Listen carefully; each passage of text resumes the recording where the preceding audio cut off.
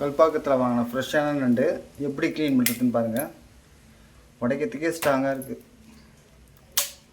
பழைய நண்டாக இருந்தால் கொஞ்சம் ஈஸியாக உடைச்சிடலாம். அதே மாதிரி அதை க்ளீன் பண்ணும்போது ஸ்மெல்லே வராது. ஃப்ரெஷ்ஷான நண்டுன்னா அவ்வளோ ஸ்மெல்லே வரல, அந்த நீச்சு கவுச்சோட ஸ்மெல்லே வரல.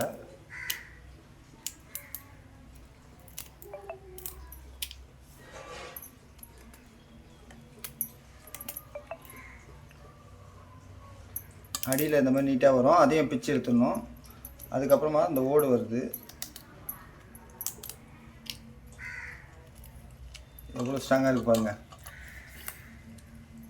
பிரிக்கிறதுக்கே முடியல, அவ்வளோ ஸ்ட்ராங்காக இருக்குது.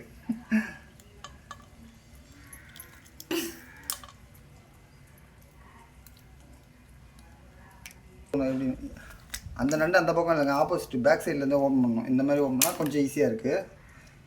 இந்த மேலே இருக்கிற சதை மாதிரி இருக்குது பார்த்தீங்களா, அதெல்லாம் கூட எடுத்துடணும். இவெல்லாம் அது எப்படி ஆயிடுதுன்னு தெரியாது. எங்கள் வீட்டில் கொஞ்சம் கஷ்டப்பட்டு ரொம்ப நேரம் போராடி கடைசியாக கண்டுபிடிச்சோம்.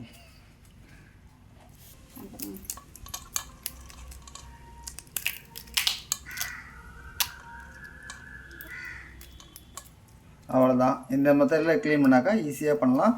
இந்த நண்டு ஓடு பல்லில் கூட குத்தாது, ஈரெலாம் கூட குத்தாதுங்க. நல்லா சாஃப்டாக கிறிஸ்பியாக அந்த பப்ஸோட மேல் பக்கம் எப்படி இருக்குமோ அந்த மாதிரி இருக்கும்.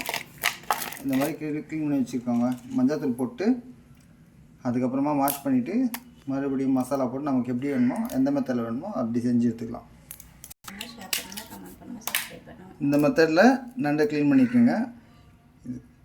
இந்த வீடியோ உங்களுக்கு பிடிச்சிருந்தா கற்று சுவைப்போம் சேனலை லைக் பண்ணுங்கள், ஷேர் பண்ணுங்கள், கமெண்ட் பண்ணுங்கள். மறந்துடாமல் பெல் ஐக்கானை கிளிக் பண்ணுங்கள். ஃபேஸ்புக்கில் ஃபாலோ பண்ணிக்கோங்க, இன்ஸ்டாவில் ஃபாலோ பண்ணிக்கோங்க. தேங்க்யூ.